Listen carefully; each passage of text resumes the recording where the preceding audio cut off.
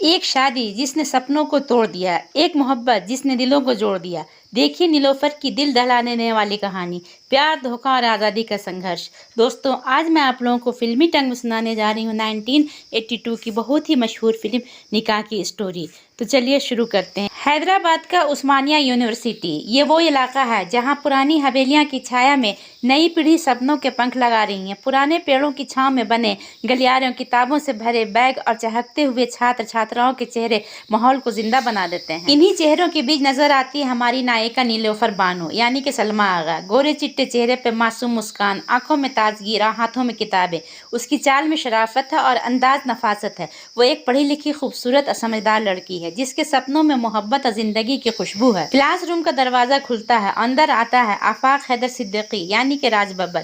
حیدر ایک شاعر دل نوجوان ہے جس کی آنکھوں میں ہمیشہ کوئی خواب تیرتا رہتا ہے۔ وہ کلاس میں بیٹھے بیٹھے دیکھتا ہے نیلوفر کھڑکی کے پاس بیٹھی ہوا سے کھیلتی لپٹیں اس کے چہرے کو نکھار رہی ہیں۔ حیدر کی نظر ٹھہر جاتی ہے، اس کے دل سے یہ آواز نکلتی ہے، صرف دیکھا نہیں محسوس کیا ہے اسے۔ ایک دن کیمپس میں مشاعرہ سجتا ہے۔ منچ پر حیدر آتا ہے اور اپنی نظم سناتا ہے۔ تمہیں دیکھا تو یہ خیال آیا زندگی کتنی حسین ہو سکتی ہے۔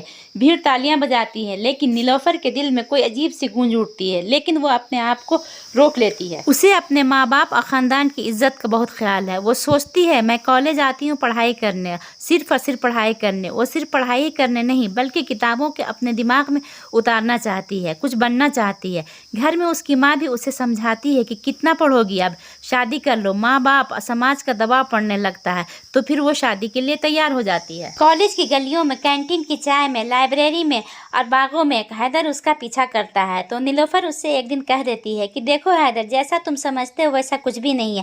میں شادی وہاں کروں گی جہاں میرے ماں باپ کی مرضی ہوگی۔ نیلوفر کی ممی کہتی ہے کہ بیٹی میں نے تمہارے لیے ایک اچھا رشتہ دیکھا ہے، وسیم احمد، بڑا گھرانہ ہے، پڑھا لکھا ہے، بہت قابل بھی ہے۔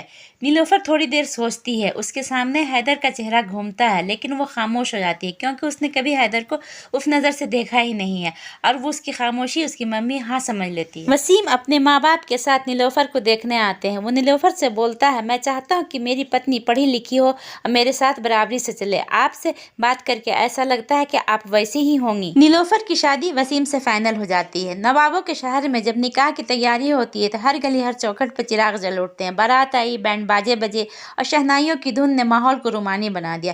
نیلوفر دلہن بنی، لال جوڑے میں، شرمیلی آنکھیں اور چہرے پر ہلکی اداسی۔ قاضی صاحب نے پوچھا قبول ہے؟ اس کے لب کانپے لیکن آہستہ آہستہ بولی قبول ہے، اور اس طرح نیلوفر اب وسیم کی پتنی بن گئی۔ وسیم شروع میں بہت محبت سے پیش آتا ہے، نیلو تم میرے لیے سب سے بڑی دولت ہو۔ وہ شاپنگ کراتا ہے، فلمیں دکھاتا ہے، بڑے بڑے لوگوں کی پارٹیوں میں لے جاتا ہے۔ لیکن دھیرے دھیرے اس کا اصلی رنگ سامنے آنے لگا، اس کی سوچ، اس کا رویہ نیلوفر کے محسوس ہونے لگا۔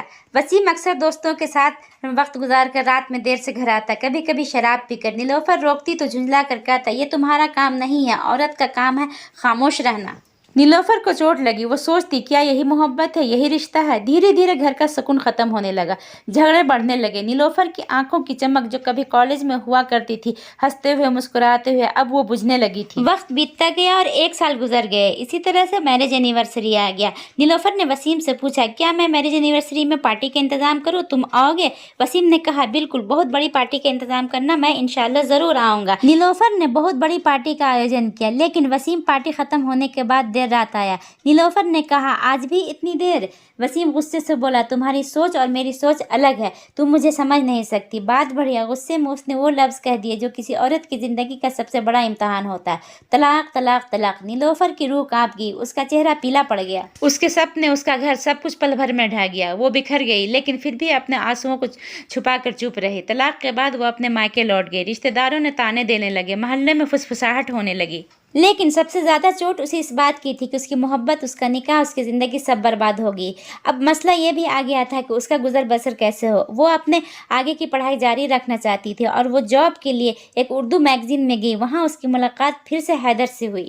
नीलोफर का घर अब चुप्पी से घिरा रहता है। उसकी आंखों की चमक खो चुकी थी। रिश्तेदार और मोहल्ले वाले बातें बनाते, बेचारी का घर बसते बसते उजड़ गया। उसकी अम्मी अक्सर कहती कि बेटी, अल्लाह की मर्जी के बिना कुछ नहीं होता, लेकिन इन अल्फाज से दिल का जख्म कहाँ भरता है। नीलोफर किताबों में दिल बहलाने की कोशिश करती, पर जब भी आईने में अपनी सूरत देखती तो उसे लगता है जैसे सारे सवाल उसकी आंखों में कैद है। इन्हीं दिनों उसके अपने काम के सिलसिले में हैदर से अक्सर मुलाकातें होने लगी। हैदर उसकी खामोशी को समझता था, लेकिन कुछ कह नहीं पाता था। हैदर के दिल में अब मोहब्बत फिर से ताज़ा हो चुका था। हैदर एक मशहूर शायर बन चुका था। उसका शायरी का अंदाज दर्द और मोहब्बत संगम लोगों के दिलों में छूता था। एक मुशायरे की शाम थी। नीलोफर अपनी सहेली के साथ वहां पहुंची। रोशनी, भीड़ और तालियों की गड़गड़ाहट के बीच जब हैदर मंच पर आया तो नीलोफर की धड़कनें भी थम गई। उसने शेर पढ़ा, दुनिया ने हमें छीना तो क्या हुआ, तेरी यादें अब भी मेरे साथ है। ये सुनकर नीलोफर की आंखें भर आईं। उसे लगा जैसे ये शेर उसी के लिए लिखा गया हो। एक दिन हिम्मत जुटाकर हैदर ने नीलोफर से कहा कि नीलोफर, तुम इतनी खामोश क्यों रहती हो। उसकी आंखों में दर्द था। नीलोफर ने हंसकर मुस्कुरान दी और कहा, बहुत वक्त बीत चुका है। हैदर चुप रहा, फिर धीरे से बोला, तुम अब भी वैसी ही हो, बस आंखों में थोड़ी थकान आ गई है। उस एक जुमले ने नीलोफर का दिल पिघला दिया। कुछ दिन बाद हैदर ने नीलोफर को चाय पर बुलाया। काफी हाउस का शांत माहौल, बारिश की बूंदें, दोनों का आमना सामना। नीलोफर, जब तुम शादी करके गई तो लगा जैसे मेरी जिंदगी खत्म हो गई। मैंने तुम्हें भूलने की कोशिश की, लेकिन मोहब्बत भूलती नहीं है। नीलोफर की आंखें भर आई। और मैंने भी कोशिश की, लेकिन मेरी मोहब्बत तो शायद तुमसे ही शुरू हुई थी। दोनों चुप हो गए। बाहर बारिश हो रही थी और अंदर दिलों में सन्नाटा फैला हुआ था। नीलोफर कांप गई। उसने कहा, हैदर, मेरी जिंदगी अब तलाकशुदा औरत की है। समाज मुझे कभी माफ नहीं करेगा। औरत अगर एक बार तलाकशुदा हो जाए तो उसके लिए मोहब्बत करना गुनाह समझा जाता है। हैदर ने उसके हाथ थाम लिए। मोहब्बत गुनाह नहीं, इबादत था, और मैं तुम्हें हर हाल में चाहता हूँ। उसकी आंखों में सच्चाई थी। नीलोफर के दिल में जज्बात तूफान था, लेकिन नीलोफर के अंदर अब भी डर था। वो अक्सर सोचती, अगर ये रिश्ता भी टूटा तो, अगर समाज ने हमें जलील किया तो। वो जानती थी कि औरत की जिंदगी में सबसे बड़ा इम्तहान होता है तलाक और दूसरा निकाह। नीलोफर और हैदर शादी करने का निर्णय लेते हैं। नीलोफर की मर्जी और हैदर की संवेदनशीलता से प्रेरित यह फैसला समाज और पारिवारिक दबावों के बावजूद होता है। हालांकि इस नई शुरुआत के बीच वसीम वापस आ जाता है और नीलोफर को अपने पास लौटने के लिए मनाने लगता है। वसीम का मानना है कि उसने गलतियां की हैं, अब वो बदलना चाहता है, लेकिन इस बीच धार्मिक और इस्लामी शरिया के नियमों का पहलू भी सामने आता है। निकाह हलाला जैसी शर्तें, जिनके कारण वसीम नीलोफर से पुनर्विवाह केवल कुछ शर्तों के बाद कर सकता है। हैदर और वसीम दोनों की तरफ से नीलोफर से अपेक्षाएं होती है। हैदर चाहता है कि नीलोफर उसकी ज़िंदगी में रहे, लेकिन वसीम उसके अतीत को पूरी तरह मिटाना चाहता है। नीलोफर खुद ये सोचती है कि रिश्ते में इज्जत, प्यार और आत्मसम्मान होना चाहिए। ये सिर्फ किसी के कहने पर ज़िंदगी न बदले। वसीम एक खत लिखता है नीलोफर को, जिसमें वो कहता है कि हैदर से तलाक ले लो ताकि पुनः तुमसे विवाह हो सके। वो शरिया कानून की शर्तों का हवाला देता है। ये खत हैदर के हाथ लग जाता है और हैदर सोचने लगता है कि क्या नीलोफर अभी भी वसीम से प्यार करती है या नहीं। यह उसके लिए बड़ा झटका है, क्योंकि उसने पूरी ज़िंदगी नीलोफर की खुशी के हिसाब से जीने की कोशिश की है, लेकिन फिर भी वो सोचता है कि अगर नीलोफर वसीम के साथ खुश है तो वो उसी के साथ चली जाए। हैदर और नीलोफर की शादी का मैरिज एनिवर्सरी है। हैदर कह कर जाता है कि आज मैं तुम्हारे लिए एक नायाब तोहफा लाने जा रहा हूँ।